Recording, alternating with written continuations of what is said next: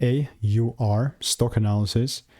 This is for tomorrow and onward. So in this 1 minute video, I'm telling you whether Aurora Innovation stock is a buy or not for me. So watch this very short 1 minute video till the end to find out.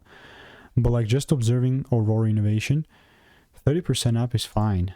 Sure, like what I'm really kind of interested in is my previous kind of biases in this. Yeah, it was quite long.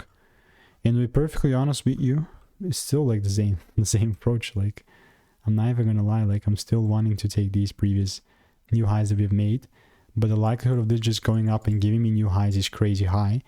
Therefore, like it actually pulling down and giving me a double break, then it's like chances are so slim. But you know, I'm just not gonna force it, you know. So that's how AUR looks like for me.